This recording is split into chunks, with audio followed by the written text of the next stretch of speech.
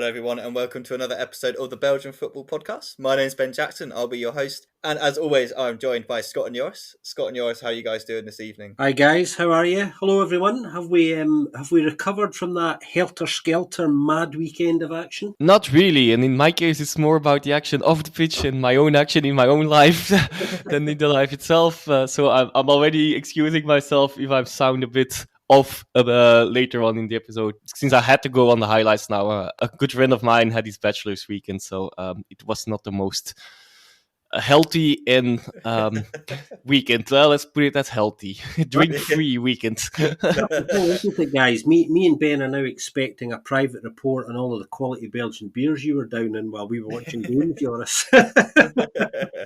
Well, it was not only the Belgian collection, but also some nice shot collection. Oh, of course. At any time of the day, basically. So, but that was not all Belgian though. But okay, enough about that. I guess. Yeah, I'm sure people would love to hear about the Bachelor weekend, but alas, this is a Belgian football podcast, not a stag do review podcast. So let's get straight into the action. So obviously, given kind of the state of play and everything that happened, we're not going to do our usual going into every single game because unfortunately Scott and I did not have enough screens, or even yours for that matter. He didn't have enough time. We didn't have enough screens to watch every single game because most of them were at the same time. So we'll dive into the ones that mattered. Or eyes. Or eyes, yeah. Anything like that. But quickly run through the scores. So we had Dead Rubber on Saturday afternoon, Eupen against Oostend. 10-man Oostend beat Eupen 2-0. Nice goal from Thierry Ambrose, and then a pretty fortunate one from Albanese. I don't know what Himmelman was doing. Antwerp versus Cercle Bruges. Antwerp took the lead in this one through Balikwisha. Cercle Bruges equalised through Kevin Denke. That finished 1 goal apiece. Union against Beerschot. That one finished 0-0, one of the 5:30 games. But we don't know if it has finished because it was suspended due to some moronic fan behaviour, which we will definitely talk about later. Ghent knew they had to win against Leuven, and they did that. We'll get into that one a little bit later. Charleroi against Ortevaar again. This did have playoff implications if Charleroi were to lose. However, after half an hour, they'd pretty much won this one. It was 3-0, Bio with 2, and then Sek with an unfortunate own goal. So that one doesn't quite make the playoff conversation cut because Charleroi just walked that one. Zorta were definitely on their holidays. Kortrijk Anderlecht, won't give away the score of that one, but that was a classic. I watched that one alongside the Ghent game, and that was a really good game. Lots of ebbs and flows in that. Club Brugge beat Mechelen at home 2-0. Mats Ritz scored again. He's becoming a little bit of a goal-scoring midfielder at the moment. Then Skov Olsen scored as well to finish that one off. Then we had St. Truden against Standard and Salang against Genk. Scott was on those ones, so we'll get to those in a second as well. But yeah, it was great to see St. Truden Stadium absolutely packed full of fans. We hope to see a lot more of that next season. So let's start with the playoff one implications. Basically, Ghent knew that they had to win, or at least, and then hope that Anderlecht would lose. And luckily or thankfully for them, they got the perfect kind of start to the other game in Kortrijk. So Kortrijk obviously with nothing to play for. However, I've been really impressed with them in the sense that even when they have nothing to play for, you don't kind of get that sense. They always are pushing, always playing. Big shout out to Messadou. I thought he played really, really well in this game as a constant kind of menace to Gomez. Gomez pushing quite high up as we know he likes to do. Then Messadou would kind of try and hit him on the counter. Just needs to work on his finishing because he did everything in this game apart from score. However, it was him that was involved in the penalty. Had to go to VAR as Hoot with a kind of push on him. Had to go to VAR, took a little bit of time, but it was eventually given as a penalty. Trent Sainsbury, of all players, stepped up.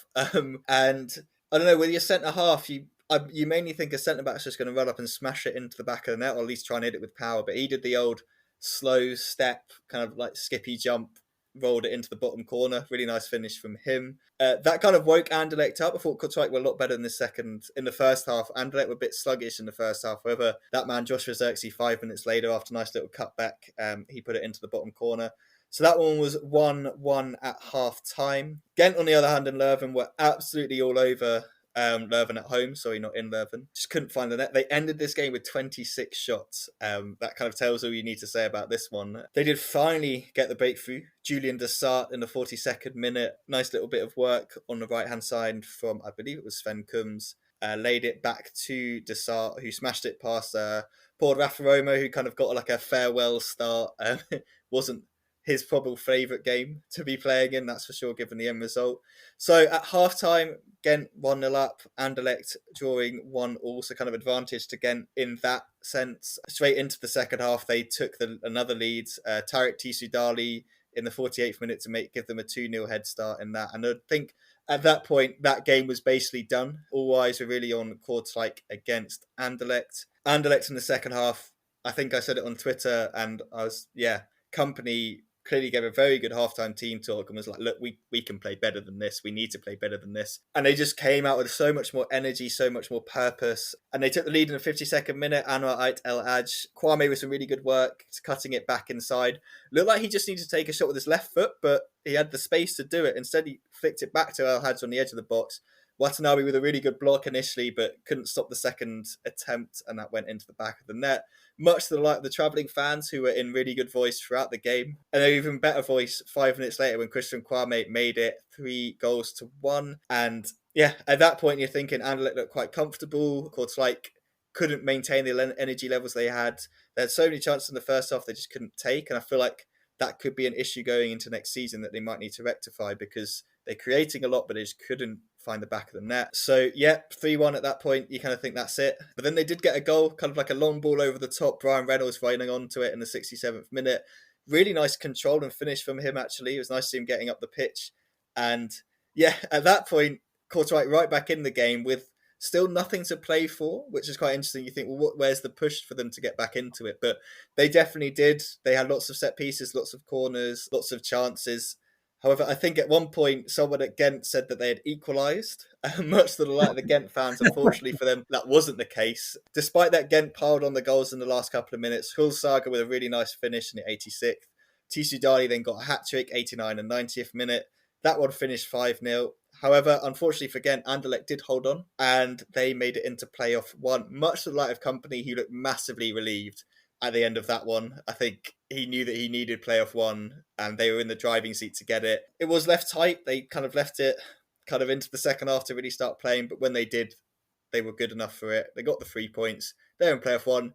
Ghent drop into playoff two, and Scott, I know you did a bit of a deep dive in stats, so my kind of long monologue can hand over to you. Yeah, I think, happy birthday to Big Vinny, first of all. It was his birthday as well, so, there were lots of reasons for him to celebrate, not just getting the result that he really, really wanted. And he appeared in some rather nice photographs afterwards, looking well chuffed with himself. Major objective of the season, obviously, achieved for them. They can tick that off. Playoff one was the bare minimum, and they've been really, really good recently. We've been talking about this over the last couple of weeks in particular, how well they've been playing. I mean, if you look at their form over the last 9 games, they've won 7, drawn 1, and lost 1, scoring 20 and conceding only 5 in that time. But the goals have been spread about as well, which is an important point here. They're not overly relying on necessarily one player. Obviously, Xerxes top scorer with 15 this season. Rafailov is pitching in big time. He's got 12. And then, interestingly, third top scorer after that's actually Benito Raman, who's not been getting a great deal of game time. Kwame's been preferred over him, who's on 8 goals. But they've been looking, really, really good. And I think they go into the cup final, next week on Easter Monday in really, really good shape. I think they were a wee bit unprepared in the first half for kind of quite how up for it Kortrijk actually were. I mean, he did say before the game, Vincent Kompany, that, that they're no mugs and that he didn't expect an easy game. This was not the game he would have chosen to go into, knowing they absolutely needed the 3 points to ensure that spot. And I think he's right about that. It's a tricky place to go, the Gildensporen, actually, at any time. Kortrijk are normally, pretty decent at home, and they were good in the first half. They had a right good go, and obviously changes needed to be made at half time, and words were clearly exchanged, and Anderlecht went up a couple of gears in the second half. Really, their intensity was better. They were creating more openings. It was kind of night and day, really. And they got the result in the end. I do feel for Ghent, actually, because when you bear in mind how good they've been recently, and equally they're on very, very good form. In fact, Ghent and Anderlecht are the 2 informed sides, really.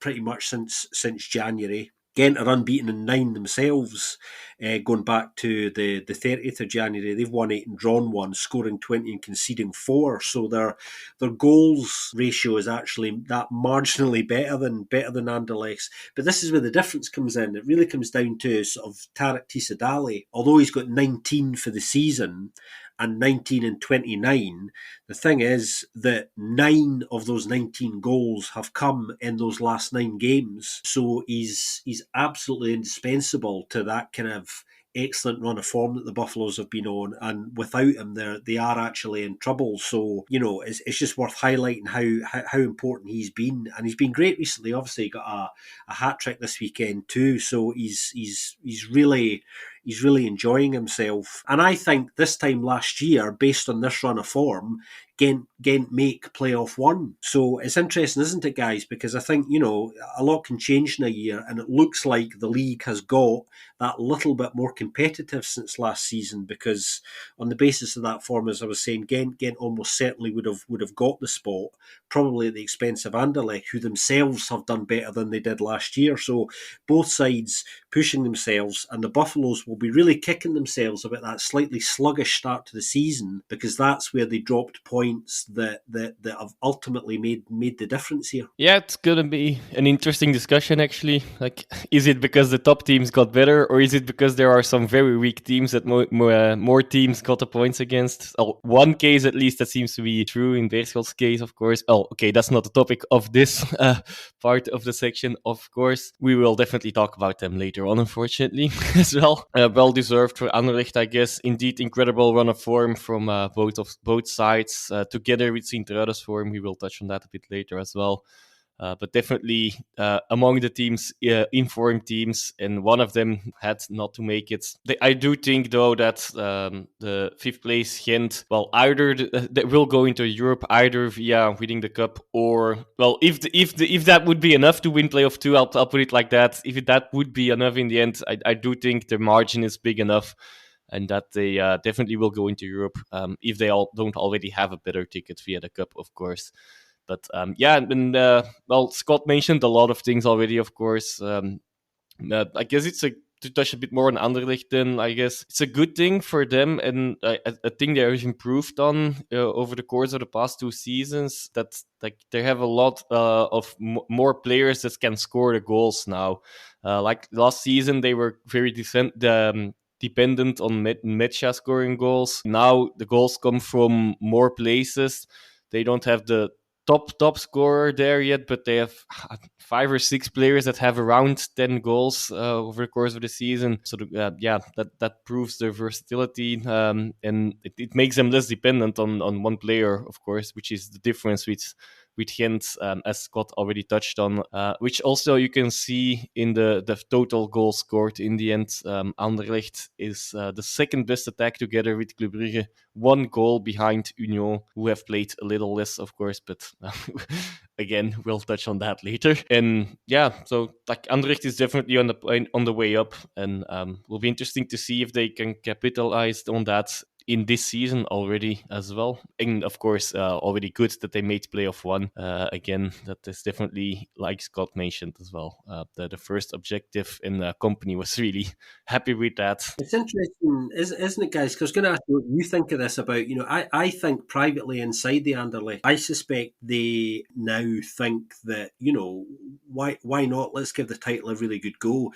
Yeah, there's a points difference to kind of overhaul there, but the way they're playing at the moment suggests that, they're in a much better position to do better in the playoffs than they were this time last season, where the playoffs for them were a crashing disappointment, really. But this time they have every reason, because of the run of form they're going into, to think, you know what, let's give this a good go and see what happens, because it's now that tight that, we're within such a small margin of error now that it's very possible. And, if I was Vincent Kompany, I would be saying to that squad, look, boys, let's really push hard and go for this, because there's absolutely no reason why not, based on, how they're playing. And I know they feel good about themselves. You can tell that in their body language. So it's going to be an exciting playoff, and we definitely have a title race on. Yeah, I want to touch on that that a bit. Like that's one of the things that they still need to improve on. They've only won one game against the playoff one opponents, and also against Gent, they lost. Like when the pressure gets high. Also in this game against Kortrijk, it seems like there's still some work to do there, and in that regard, I do think it's going to be really important. Even more important, I guess, if they win the cup and they really don't have any pressure in the going into playoff one. Maybe the similar scenario as Genk had last season could happen. If not, well, the pressure mounts again.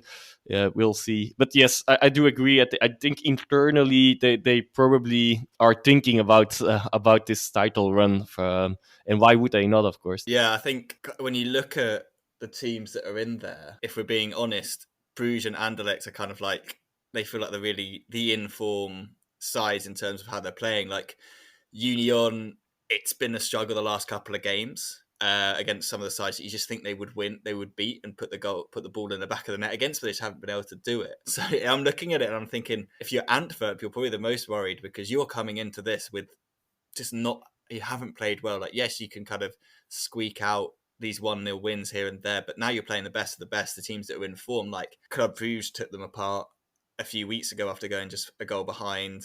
So, I mean, it'd be ironic in a not so fun way because, I mean, a lot of neutrals obviously want Union to win the league because of the story, but can you imagine if the other Brussels team won it? Like a Brussels team's, if you said like a couple of months ago, Brussels team's going to win the league, you'd be like, oh yeah, Union, and then Anderlecht like snuck through and won it. But I don't think they will. I think Joris is right. I think it all depends on the pressure and the situations that they get themselves into. Which is, I just have that sneaky feeling that Club Brugge are going to be the team to win it, just because they know how to deal with the pressure out of all those teams the best. Well, it's interesting. It's definitely interesting you mentioned that, Ben, because I was thinking that, you know, we haven't talked about Bruges really for what feels like a while, and that's kind of coincided with, you know, obviously Alfred Schroeder coming in as the new head coach, and you know, there been an adjustment to their playing style and everything that goes along with that. And I think now they're starting to click kind of properly. I think we're starting to see obviously a fit Skov Olsen, and actually they've been playing really well for the last 2 or 3 weeks, and they're now at a level where, you know, just as we were saying internally at Anderlecht, they're probably saying to each other, look, there's no reason why we can't really go for this now. We're right in the mix. They will feel exactly the same. And obviously what happened at the Joseph Marion at the weekend with the game being abandoned and us not yet knowing the outcome, points wise anyway, of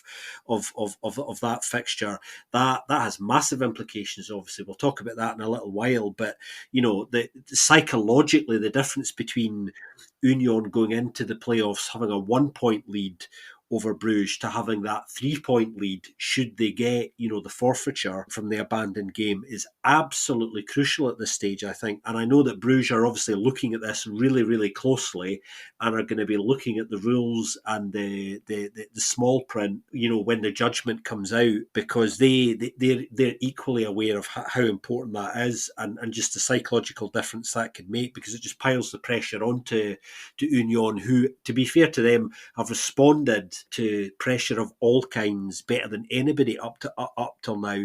It's interesting, isn't it? Because I never thought in a million years that getting to match day 34 and the start of the playoffs that things would be actually as tight as they were. We knew the gap was starting to narrow a bit in recent months, but it really has got to a point now where, yeah, it's about what you're made of now. And you mentioned Bruges, you know, that squad of players have done this before, the majority of them. They know how to handle this situation. So it's going to be really exciting, I think. Yeah.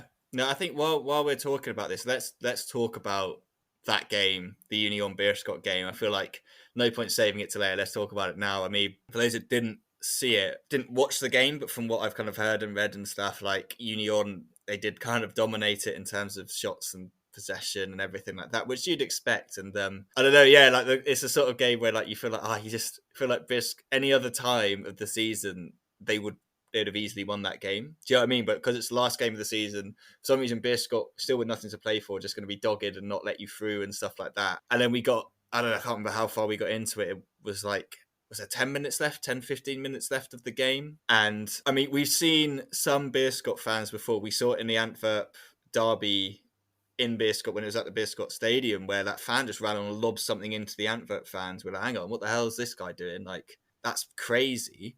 And then they just done it again here, like coming on the pitch, trying to attack the Union fans. It's like, lads, come on, you're relegated. Like, what are you doing? You're down. There's nothing to play for. Yeah, okay, the team's been rubbish, but what are you gaining from this? Do you know what I mean? It's like it's the classic case if you just come out to just be a twat about everything. Do you know what I mean? Like, you've just literally come out to watch football with that intention. Like, I don't know how much you've had to drink, how much you've had of the other stuff that you might have taken. I saw some people alluding to that other stuff probably being taken as well, but it just made no sense. Do you know what I mean? It was complete nonsensical. It was a complete waste of everyone's time. And it just kind of sums up the club's season in a way, doesn't it? Like, that's the way it ends. And it's just like, it's been a bad year around. And like certain sections of that fan base, when we've seen them in the stadium, have kind of played into it, if you know what I mean. Like, they've behaved just as badly as some of the times the team has played. So at the moment, we don't know what is going to happen, whether Union will be given the points. It kind of depends on lots of things. I mean, one of them was if their security was up to shape, and if that's fine, then potentially there's rumours that if that's been cast as okay, they'll get the 3 points, or we could go back and play those last 10 minutes. So I said to you guys, like, how many of the Beer Scott players are still in the country? Like, surely most of them on the holidays. Like, most of the time, as soon as that game's done, off you go, you know. Like, why do you want to hang about after that sort of a season? So you'd have to kind of rope them all back in from their holiday plan. So it's just a bit of a mess, isn't it? And it just feels so stupid that it's come from a side that is already relegated and has to look forward to 1B now and start thinking about that. And it's like their fans have just been like, right, we're going to have one last kind of final impact on 1A. Yeah, I think as my kind of taking it, as long, like whatever the decision is, as long as it's like within the rules and is fair to all sides, including the other teams in the 1A kind of championship playoff, because it wouldn't be fair if the rules were kind of bypassed and they were just given 3 points just for the sake of it, but also they need to be given the chance to win the game. Yeah, I think it's a very complex one, this, because I think, you know, if Union had been leading in the game at the point when it's suspended and then abandoned, it actually becomes much easier for the Belgian FA's disciplinary committee to then sit down and go, okay, we're going to award the forfeiture to Union because their security measures are up to scratch, if that's what they find, and they were in the lead anyway, and there's so little left to play of the game.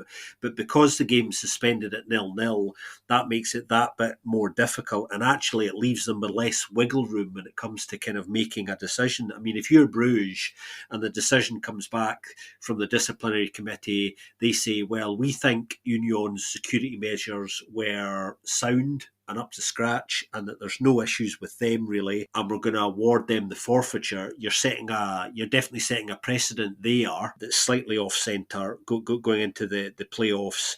And like I was saying, Bruges know, you know, the difference between 1 and 3 points is absolutely massive. And interestingly as well, when you look at the way the fixtures have come out for the championship playoff, Union are playing Bruges back to back, right in the middle of the playoffs as well. So the way the fixtures have come out is really, really interesting too. Union starting at home with a very tasty derby against Anderlecht, which will be spicier than even the ones we've already seen this season as well. So it's everyone's waiting with bated breath to see the way that this goes. I mean, I had a feeling that they might take an even more left field approach to this and go, well, let's replay the game completely because of everything that's at stake, and that might seem like the fairest thing to kind of do, because at the same time, if you come back and do the other option, which is finish those last 8 or 9 minutes plus stoppage time, that seems a little bit bizarre because it's such little time as well. So it's going to be really interesting, and I don't honestly envy that disciplinary committee. So we watch and wait. And another thing with if they would award the forfeiture on for Union, of course, that really does set a dangerous precedent for in the future. Of course, that as a fan you can really influence the course of a game, and well, fans with bad intentions can go into try to get into the wrong stance that they don't need to be, and try to ruin the game there. Now I'm just during this, I also started to think in the Netherlands there is a game between Vitesse and Sparta that also got abandoned, but I don't know the exact circumstances anymore. I think it had to do with flares and everything, but I guess it's probably not a one-on-one comparison possible. But there they were, well, I think in injury time already. They have to replay these 6 minutes. And I do feel, in a way, that would be the best solution as well here. But on the other hand, of course, indeed, as been mentioned, that maybe half of the squad of Beerschot are already on holidays, and I just do not know what kind of approach there is. But and what would be the best? It's really a really tricky dossier. Mm.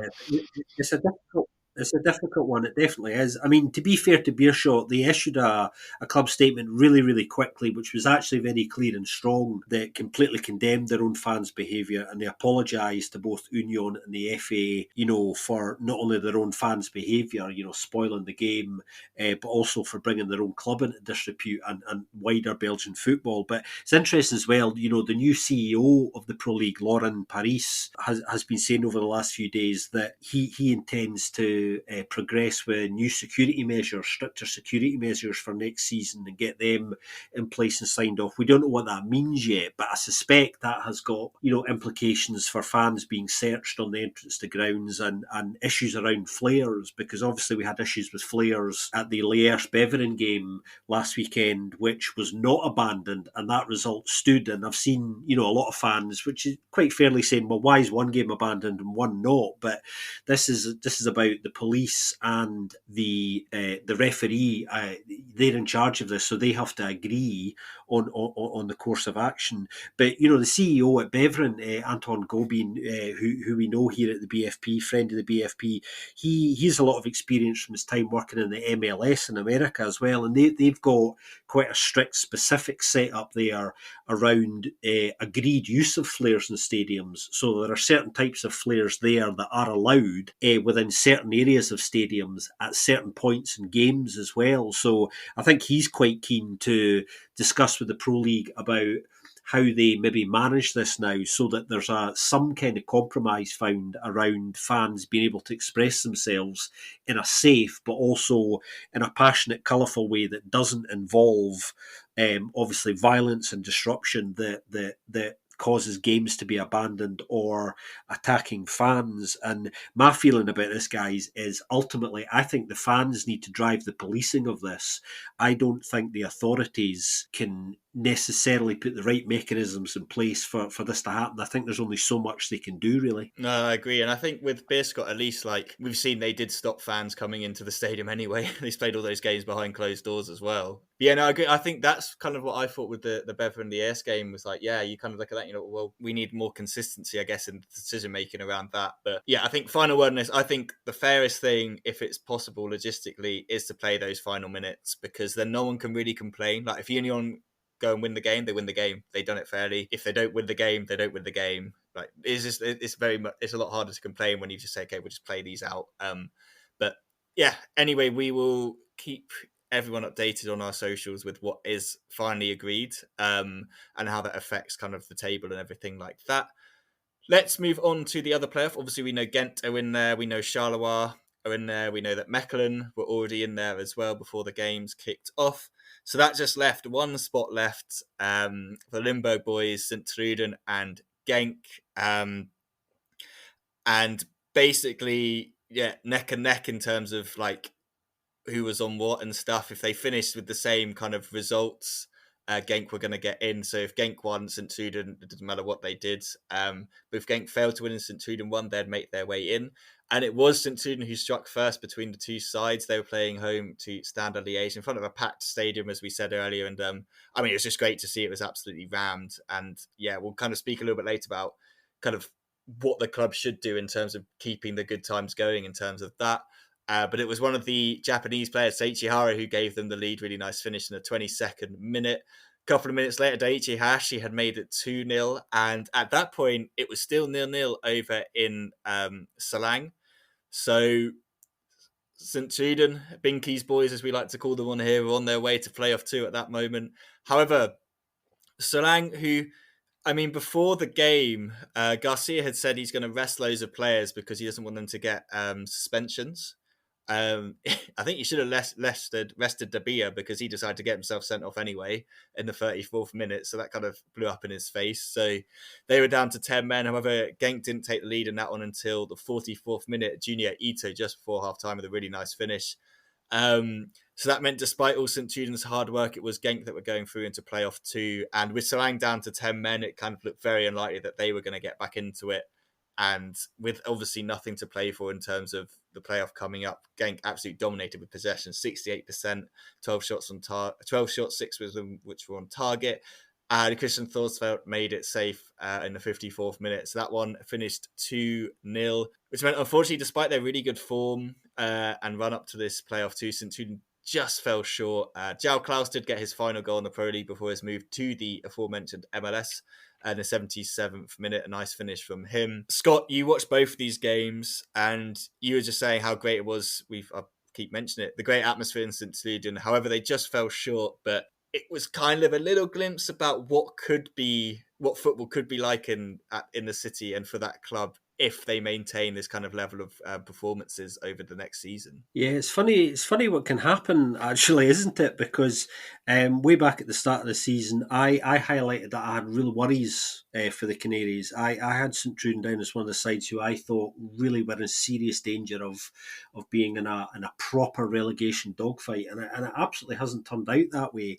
That was based then on the fact that they've had a long-term history of recruitment that I would describe anyway as kind of patch-up work. A lot of the recruitment has been relatively short-term deals and loans, which you don't have necessarily a great deal of confidence a player's going to be able to produce the goods straight away, and if they do, it's going to take a bit of time. And looking at their form, I mean, their last defeat domestically came on the 28th of January when they lost 1-0 to Charleroi, and that time they've got 7 wins and 9 with 2 draws, and in amongst that, obviously, is a Limburg derby win again away to their great Limburg rivals, the Genkies. But they've scored 16 and conceded 4 in that time. So offensively, they've been really pretty strong, and defensively, where they've always been at their strongest, I think the base has always been pretty reliable. Even that has got more solid. Question, I suppose, is, well, what's behind this? We got a really good question into us here at the BFP from regular listener Charlotte, who I know has a big interest in everything in St Truden because of her interest in Japanese football and Asian football, which she covers herself in fantastic detail. Charlotte was asking us, what's been happening there, but behind this run of form, because nobody did really see it coming. And I went away and did some digging and was looking at the numbers, and I think you have to go back to their January transfer business. We knew at the time, we felt after the window closed, that their business had been quite good. They did a lot of business right at the very end. Felt like they were going to sign, half of the standard squad. That's the way it looked within the last 24 hours anyway. But we know that, João Klaus came in on loan and they managed to get Amin Al-Dakil, really promising young defender on a permanent deal. And also the big one, I suppose, really was Shinji Kagawa, who actually has had a very slow start because he hasn't been fit. He's only had 1 start in 6 appearances and he's got 1 assist so far.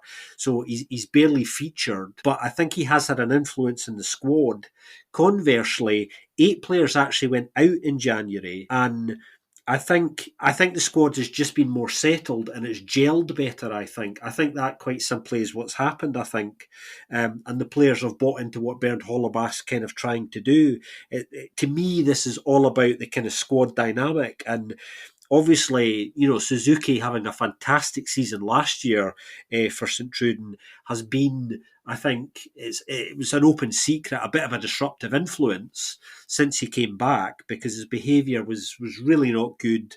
But of course, they have to play him, and eventually he got his move back to the J League. He went back there, and I think Suzuki not being there is ironically one of the reasons why the squad is better. Taichi Hara has embraced being the main man to such an extent that he's finished the season as their top scorer.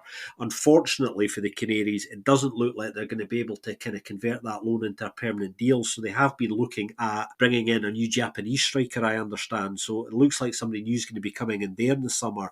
But, to have their best run of form since 1965, and to have an almost sold-out Stein at the weekend there was absolutely brilliant to see, because St Truden are a club who for a number of years now have had a difficult relationship with their fan base. There's been a disconnect there between their fans who think that they're not developing the kind of Belgian core of the team enough.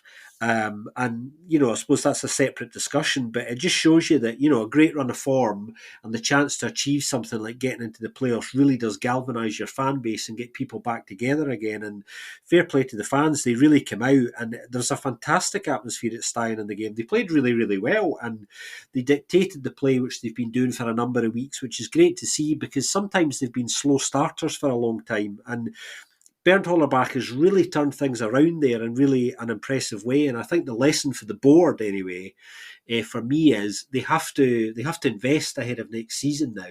Despite I think their plans not being to do that. I think all of the evidence says, look what's been achieved with what's been at their disposal. So some relatively modest investment in the summer in the right areas really could push them on again to having an even better season next year.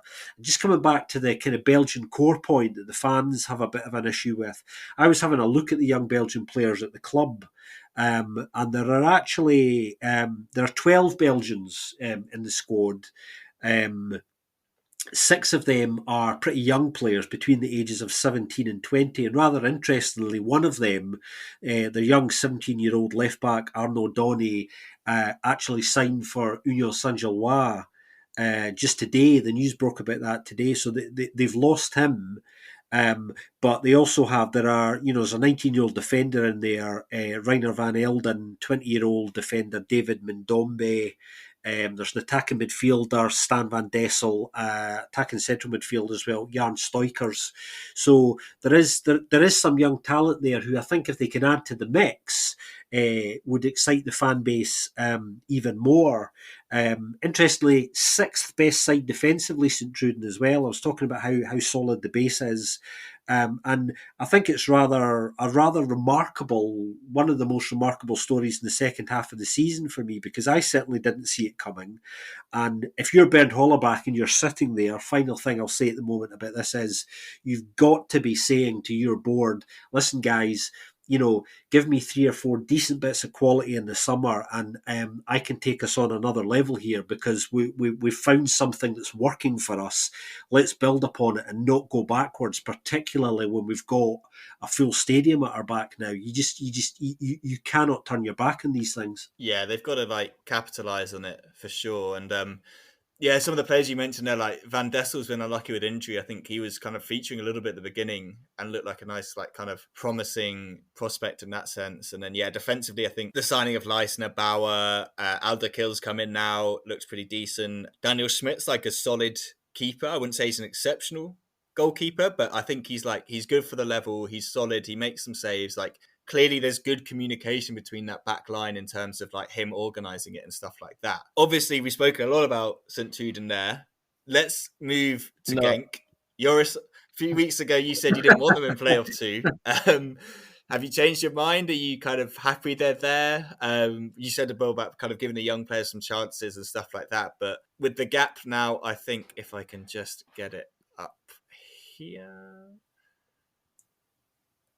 So I can get rid of this. So obviously with them now in 3rd place within the Conference Playoff League 2, whatever you call it, with 26 points, only 5 points off of Ghent. So I don't know, an injury to Tisu Dali, then Ghent can't score any goals, as we've kind of alluded to earlier. I mean, what your kind of impressions of getting into playoff 2 and pipping St Truden to the post? Well, I will actually go completely off script. My no there was not for a reason, for without reason, I mean, because Scott was waxing lyrical about one of our rivals in Sint-Truiden, and some older people that have been following us a bit longer might even remember that I mentioned both Van Dessel and Steukers as potential revelations, I believe, of outsiders in that category in our big season preview earlier on. But I also want to dig the hole a bit deeper for our other rivals in Standard, who have managed to get into 14th place, which is the worst ranking they've got since the first season after the Second World War in 46. So in 76 years, have to highlight that. But I will also try to get them a bit out of it as well. It is worth mentioning that with Nubi Kinsiona, who made his debut, another debutant in Galidi, and Sanak. They at some point, I believe, they have fielded in this game 4 players from 2005. So the future might still look bright. Of course, there's a bit of a necessity there, but anyway, I wanted to give these guys a little shout out. Okay, and now after this, I will get back to what the actual question.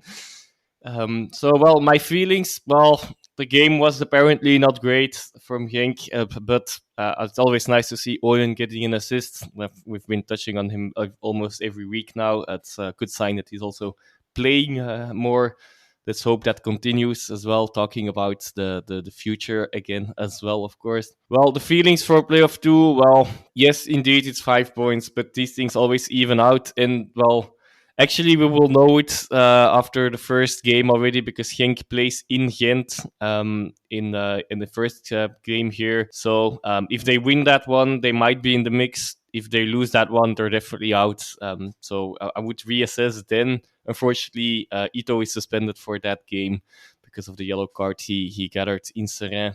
So that is a big miss for Genk as well in that one already. Looks also like Genk is a bit similar in that sense with Gent as well.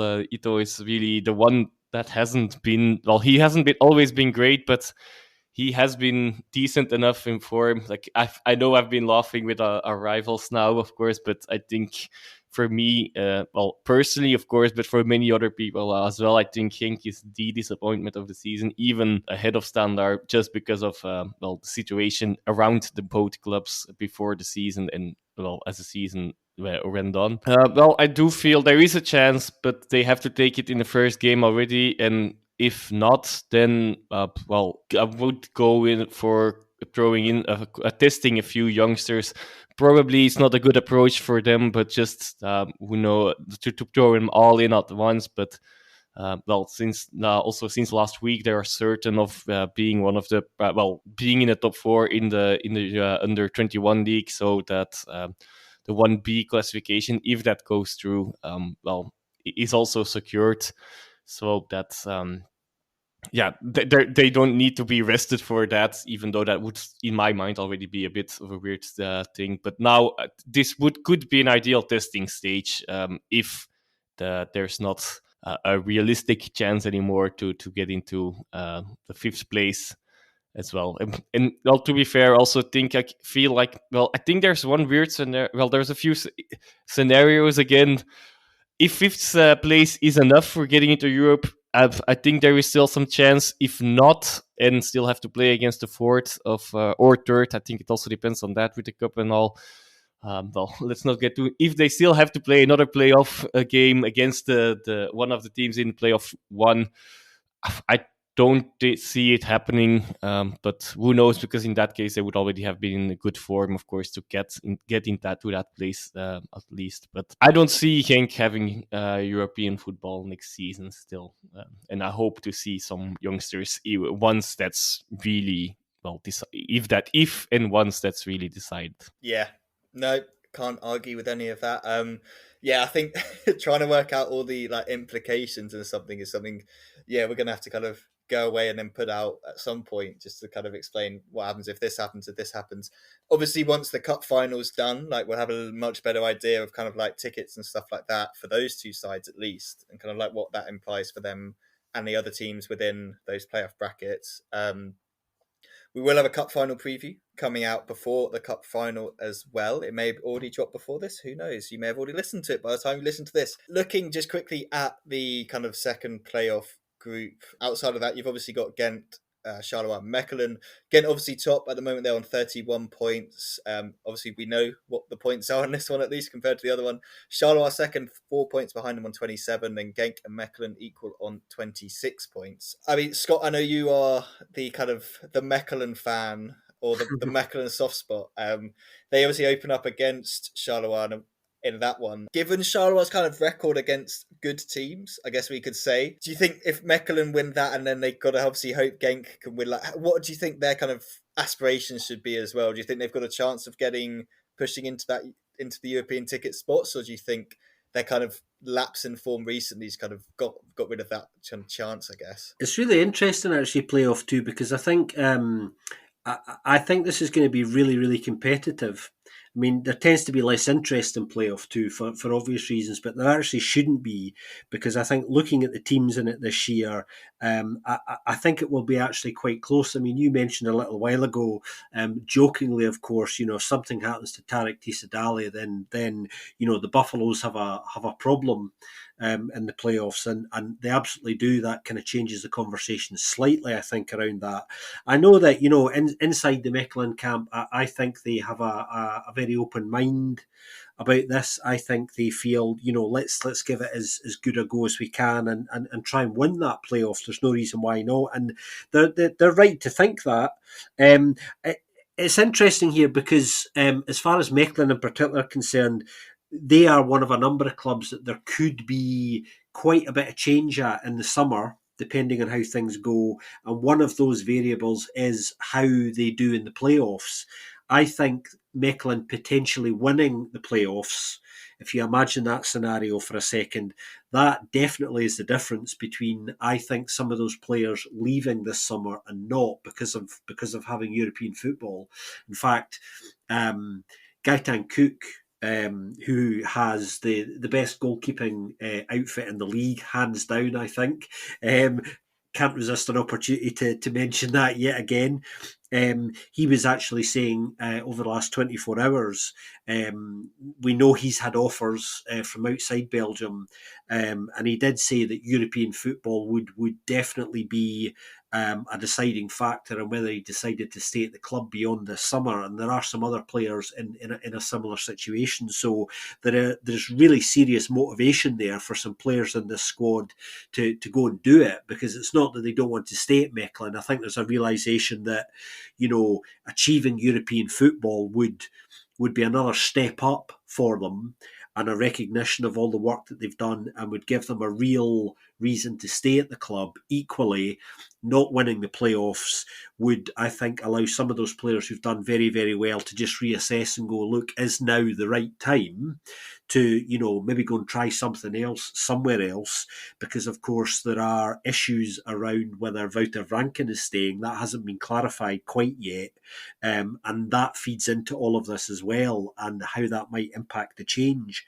So at the moment, I think probably Ghent are favourites. I say that based on their form, obviously, but Charleroi will really fancy their chances, because they've had a very good season, and I think they are ahead of where they thought they would be at this point.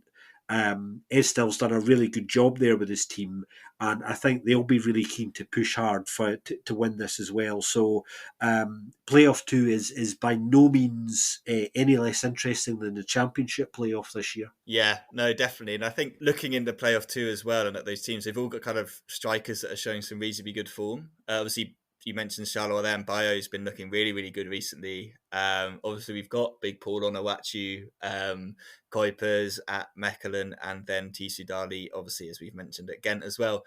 I know I mentioned about if he gets injured. Fingers crossed he doesn't get injured. I think that'd just be awful. He obviously doesn't deserve that. We want to see Tisu Dali on the pitch as much as possible. He's one of the more enjoyable players to watch.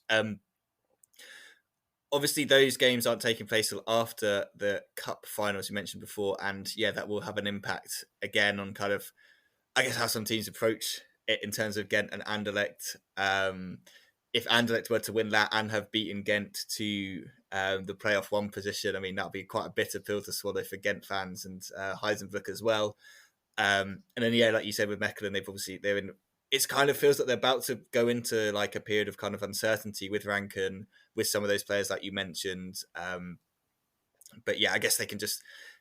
Thielen's a good second choice keeper, so maybe he can just inherit the good kit that the goalkeeper does have at Mechelen going forward. It's also interesting, of course, Go for if Ghent win the cup, then yeah, they don't have anything to play for in that playoff anymore as well. So and the other teams are quite close to each other, even closer than the distance with Ghent, of course. So yeah, definitely interesting to follow, and difficult to say anything about either playoff really before the cup final, I guess. Yeah, no, definitely. I feel like we probably should have waited for after the cup final, but anyway, we've probably covered everything looking ahead at kind of the playoffs and everything like that. I guess now we'd usually go to our kind of 1B roundup, but Scott, I guess we can just look at the scores, but everything's already been decided like we discussed last week. We know that Molenbeek will be playing Salang in the playoff. We know that Virton are going down. The only kind of uncertainty is kind of like what other one kind of second team sides will be in there and what team will come up from the third division. But anyway, I'll hand over to you for a quick look at 1B. Yeah, you're right, Ben. All of the kind of big outstanding issues, have already been settled. We know who's going down. We know Westerlo are champions. We know that Lommel are safe now as well. It's just the final makeup, as you were saying, of what 1B is going to be like next season. Obviously, the big outstanding issue, really, which we'll talk about a little nearer the time, is the big playoff two-leg between Molenbeek and Sarang. But in terms of the action this weekend, Westerlo recovered from their jitters over the last few weeks and absolutely hammered Mouscron 6-2. Lommel got another win to finish their season reasonably strongly. They won 3-2 away at Virton. Denza lost 2-1 at home against Lierse, and Molenbeek managed to beat their long-term promotion playoff rivals for what felt like ages, 2-1 at the Edmund Machtens, in a game that really didn't have anything riding on it in the end, although for a long time it looked like that was going to be the game that probably would decide it, but it didn't work out that way. So despite all of the issues being decided, we still wait to see whether Molenbeek can join Westerlo in 1A, or whether Sarang are going to be able to preserve their status. And we will know come the end of April that the two legs are scheduled for the last week in April. Yeah, as you said, that playoff is kind of coming up then. And it's a shame that we didn't have the Beveren Molenbeek kind of final game showdown. I think that could have made it really, really entertaining and exciting. And so we don't know what's going to happen to Mouscron again. We could just kind of insert segment from last year and just plug it into this bit this year, couldn't we, about their kind of financial situation and everything. Teddy Chevalier coming out and being a bit just kind of saying what everyone thinks, I think, didn't he, with his little statement. Obviously, we'll kind of keep people updated with kind of what's going on there. There's not really much else we can say. It's just the similar situation about the finances and stuff like that. Before we go, let's quickly look at kind of the fixtures that when they do start. Obviously, like you said, Scott, we have that playoff game coming up then. In playoff 2, the first game, if I'm reading my calendar correctly, is on the 23rd of April. So that'll be Mechelen and Charleroi. Sunday we'll have Ghent against Genk to kick off the second playoff. 24th of April we also kick off with the championship round. Club Brugge hosts Antwerp first up, then Union will host Anderlecht, and in between that we do have the cup final as well coming up this Sunday. I think that's probably it for this episode. As always, gentlemen, thank you very much for joining me. But an absolute pleasure, as always. And Joris, I'm waiting for that beer report, my man. Yeah, you might get it later on, but I first have to rehydrate a bit more. Yeah, no more dehydrating needed, that's for sure. If you can remember what beers you had as well, I think that's probably another question. Yeah, it makes me spur my mind. Yes, it's difficult. It's jogging my memory. Now you mention it, this is not going to be a good exercise. Well, at least I can practice my math skills again. Yeah, exactly. Anyway, as always, guys, thank you very much for joining me. As always, listeners, thank you very much for listening to this episode. You know the drill now. If you like what we're doing, please do leave us a review on your podcast app of choice. You can also get in touch with us on Twitter. It's at Belgian Podcast, or you can find us on Gmail as well. It's belgianfootpodcast@gmail.com. As always, thanks for listening, and we'll see you very soon on another episode of the Belgian Football Podcast.